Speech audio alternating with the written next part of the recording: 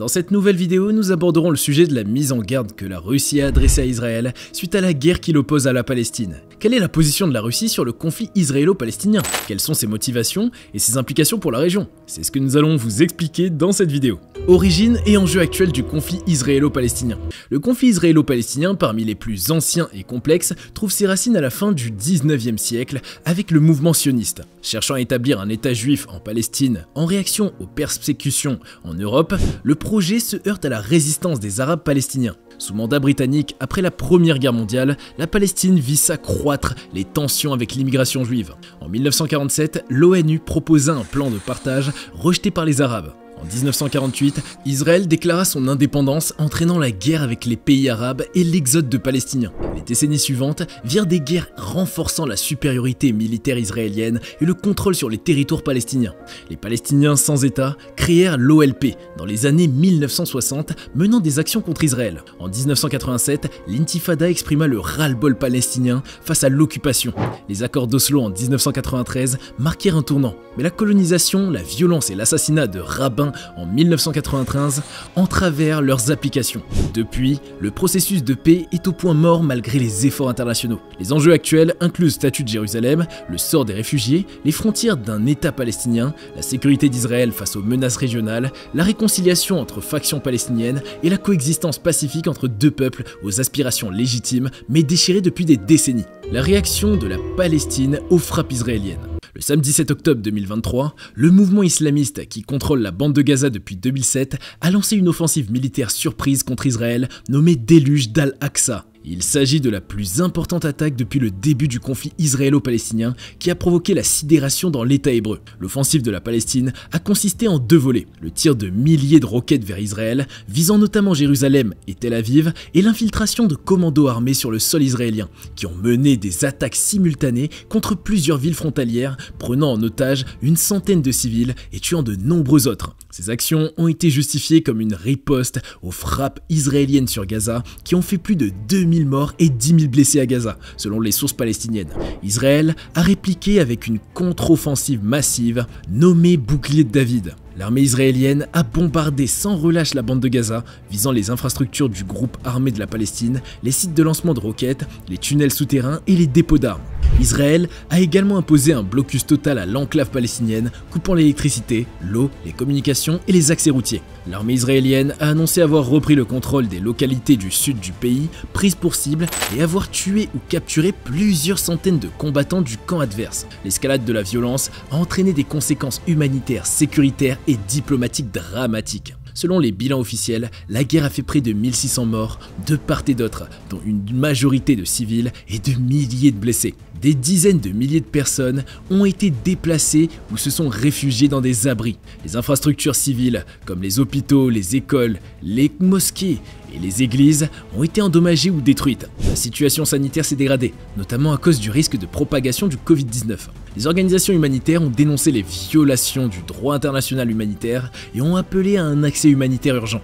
Sur le plan diplomatique, la guerre a suscité des réactions contrastées de la part de la communauté internationale. Les États-Unis, qui sont le principal allié d'Israël, ont exprimé leur soutien inconditionnel à l'État hébreu et ont commencé à lui envoyer de l'aide militaire avec de nouvelles munitions et à rapprocher leur groupe aéronaval en Méditerranée. Ils ont également opposé leur veto à une résolution du Conseil de sécurité de l'ONU appelant à un cessez-le-feu immédiat et à une enquête sur les violations des droits de l'homme. La France, qui soutient la cause palestinienne, a condamné l'attaque, mais a aussi dénoncé la disproportion de la riposte israélienne. Elle a proposé une initiative de paix basée sur la solution à deux États, qui a été soutenue par l'Union européenne, la Ligue arabe et la Turquie.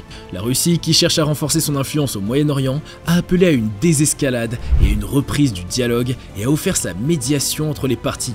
L'Égypte, qui partage une frontière avec Gaza, a joué un rôle clé dans les efforts de médiation en accueillant des délégations des deux pays et en proposant une trêve humanitaire de 4 jours renouvelable qui est entrée en vigueur vendredi 10 octobre.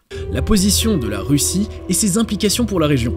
Depuis le début de la guerre entre la Palestine et Israël, de nombreuses réactions de soutien à l'un ou l'autre des deux camps se font entendre.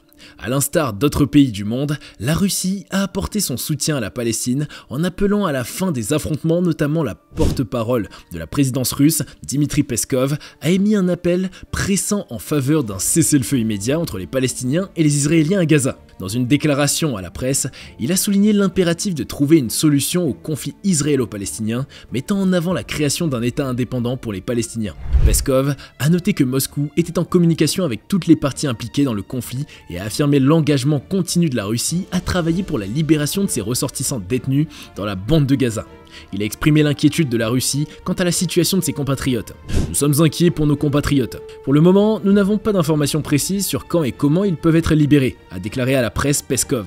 Le contexte du 18e jour consécutif d'attaque de l'armée israélienne sur la bande de Gaza a été souligné avec des pertes humaines tragiques.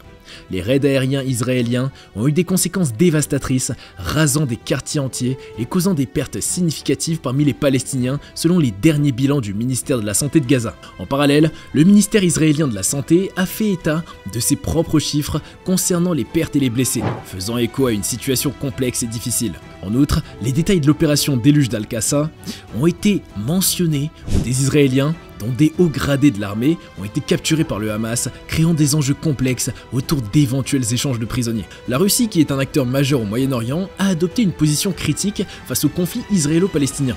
Elle a exprimé son soutien aux Palestiniens et sa préoccupation pour la situation humanitaire à Gaza, tout en mettant en garde Israël contre une aggravation de la situation qui pourrait avoir des conséquences négatives pour la sécurité régionale et internationale. Cette attitude reflète les intérêts et les motivations de la Russie, qui cherche à renforcer son influence dans la région et à contrer l'Occident, notamment les États-Unis et la France, qui ont adopté une attitude plus favorable à Israël. La Russie a des liens historiques et culturels avec Israël, qui compte plus d'1 million de citoyens d'origine russe. Il existe notamment une relation personnelle amicale entre le président Poutine et le premier ministre Netanyahou qui se sont rencontrés à plusieurs reprises. Les deux pays coopèrent dans les domaines économiques, scientifiques, technologiques et sécuritaires, notamment pour éviter les incidents entre leurs forces armées en Syrie où la Russie soutient le régime de Bachar al-Assad qui est hostile en Israël. Toutefois, ces liens n'empêchent pas la Russie de critiquer la politique israélienne à l'égard des Palestiniens qu'elle juge injuste et illégale. La Russie reconnaît le droit d'Israël à se défendre, mais condamne la disproportion de sa riposte et la poursuite de la colonisation des territoires palestiniens. Elle apporte son soutien à la solution à deux États, basée sur les frontières de 1967 avec Jérusalem-Est comme capitale de la Palestine. La Russie entretient aussi des liens avec les Palestiniens qu'elle considère comme un peuple frère victime de l'oppression israélienne.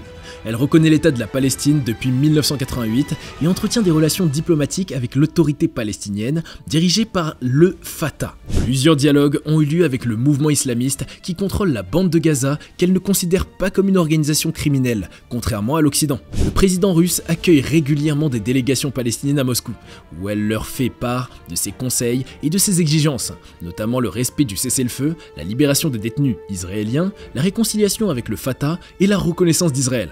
La Russie espère ainsi jouer un rôle de médiateur entre les parties et de facilitateur du processus de paix. La position de la Russie sur le conflit israélo-palestinien n'est pas seulement dictée par des considérations morales ou humanitaires, mais aussi par des calculs stratégiques et géopolitiques. Elle cherche à renforcer son influence au Moyen-Orient, où elle intervient militairement en Syrie et en Libye, et où elle entretient des relations étroites avec l'Iran, la Turquie, l'Égypte et les pays du Golfe. La Russie veut se présenter comme un acteur incontournable et crédible, capable de parler avec tous les acteurs et de défendre les intérêts des pays arabes et musulmans, face à l'hégémonie américaine et à l'alignement français sur Israël. La Russie profite également du conflit israélo-palestinien pour affaiblir l'unité de l'Occident en exploitant les divergences entre les États-Unis et leurs alliés européens, notamment sur la question du nucléaire iranien. La Russie espère ainsi gagner en prestige et en influence et se poser en alternative à l'Occident. Et nous voilà à la fin de cette vidéo. Merci d'être resté jusqu'à la fin. Vos commentaires sont les bienvenus. Nous vous invitons à vous abonner et activer les notifications pour être avertis de vos prochaines vidéos qui sortent. N'oubliez pas de nous donner un pouce levé si vous avez apprécié cette vidéo. Merci beaucoup et à très bientôt sur Cultination.